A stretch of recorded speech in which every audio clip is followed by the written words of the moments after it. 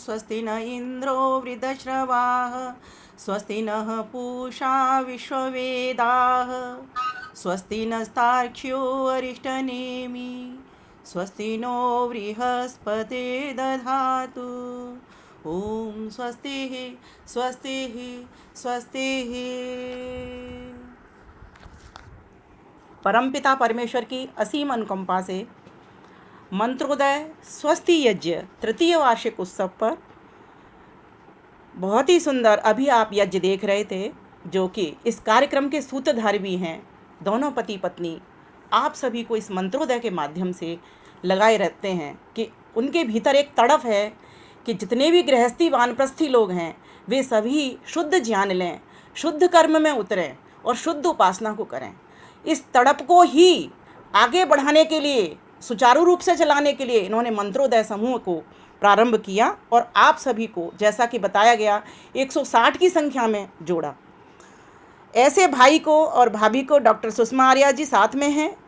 मंत्रोदय समूह के माध्यम से संध्या मंत्र, दैनिक यज्ञ मंत्र, स्वस्ति वाचनम, शांतिकरणम, गायन प्रतियोगिता, कविता प्रतियोगिता, सत्यार्थ प्रकाश का अध्ययन, इतना अधिक लगातार 2 वर्ष से आप सभी को अभ्यास कराया जा रहा है।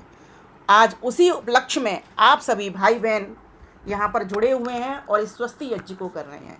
यहाँ पर भी ये स्वस्ति कामना यज्ञ है। आपके लिए शुभ कामना की जा रही है कि आप सभी इस क्षेत्र में आगे बढ़ें और शुद्ध उच्चारण के साथ मंत्रों का गायन करें, क्योंकि जब तक हमारी वाणी श्रुति मय वाणी नहीं होगी, अर्थात शुद्ध वाणी नहीं होगी, यथार्थ वाणी नहीं होगी, तब तक हमारे कर्म का भी प्रभाव उतना अच्छा नहीं जाएगा।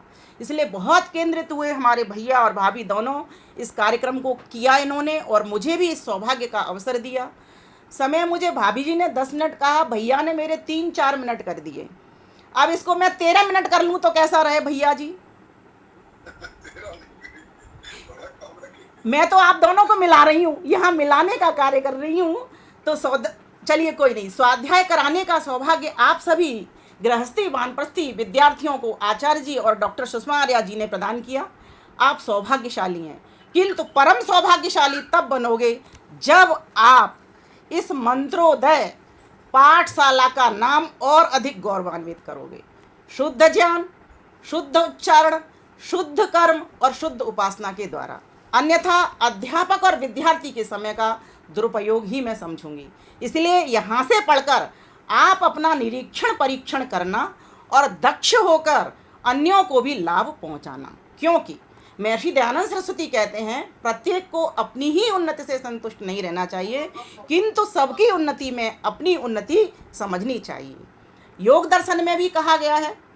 वहीं हमारे और भी महर्षि याज्ञवल्क्य की भी कहते हैं ये जो स्वाध्याय है ये क्या है? ये स्वाध्याय है, परम यज्ञ है।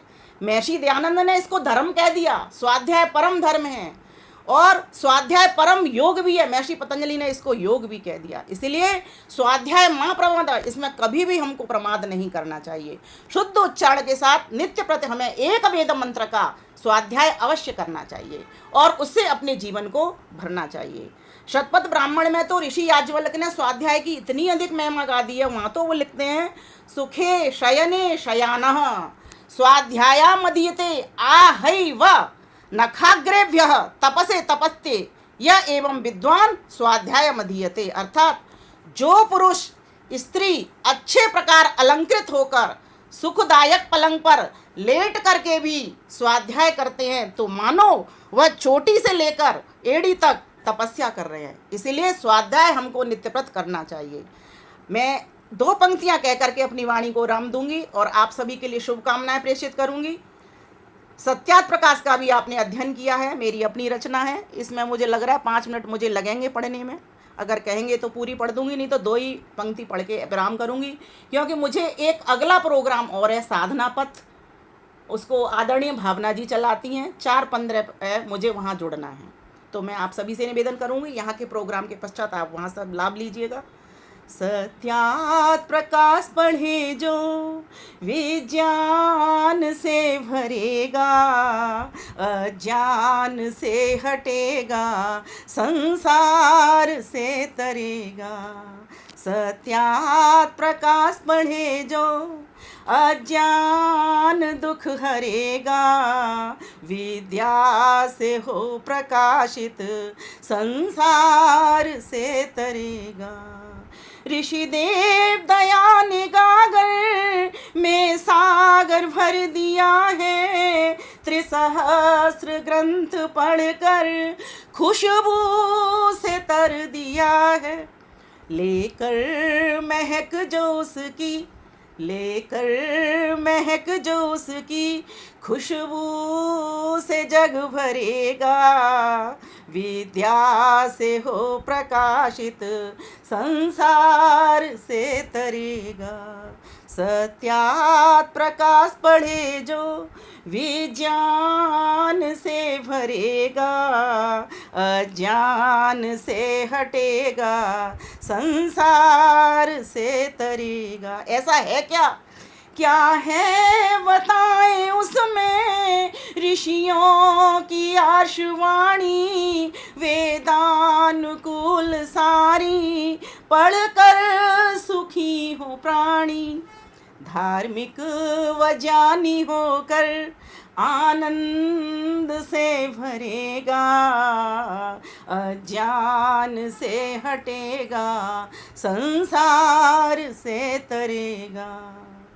ईश्वर के नाम कितने, बच्चों की शिक्षा कैसी, भोजन भजन व भक्ति, व्यवहार भूषा कैसी। त्रैतुवाद मत समीक्षा, त्रैतुवाद मत समीक्षा, राजधर्म क्या रहेगा, अज्ञान से हटेगा, संसार से तरेगा। सत्यात प्रकाश पढ़े जो विज्ञान से भरेगा, अज्ञान से हटेगा, संसार से तरेगा। आश्रम भी कैसे होवे, सब लोग कैसे वर्तें, गुरु शिष्य का चलन क्या, क्या जोड़ें कितना खर्चें। जो चाहे सुख हो भारी, जो चाहे सुषमा विजय, होकर विमल गढ़ेगा, अज्ञान से हटेगा, संसार से तरेगा। निज संस्कृति जो वैदिक, वो मूल है हमारा, ऋषिवर ने जाना समझा, रच दिया सदग्रंथ न्यारा।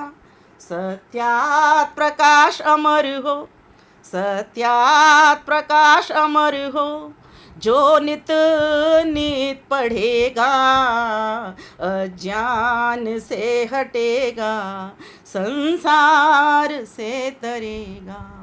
आओ सभी, आओ सभी हम मिलजुल संकल्प आज लेवें, बनकर ऋषि के प्यारे जीवन की नाव खेवें। सत्यात प्रकाश हो घर घर, सत्यात प्रकाश हो घर घर, देने जो संग बढ़ेगा, अज्ञान से हटेगा, संसार से तरेगा। सत्यात प्रकाश पढ़े जो विज्ञान से भरेगा, अज्ञान से हटेगा, संसार से तरेगा, संसार से तरेगा। इसलिए आचार्य जी की बात मान करके आप सभी इस ग्रंथ का स्वाध्याय करो, शुद्ध उच्चारण करो, वैसा ही अपना जीवन भी बनाओ, वैसा ही कर्म में आप उतरो। क्यों?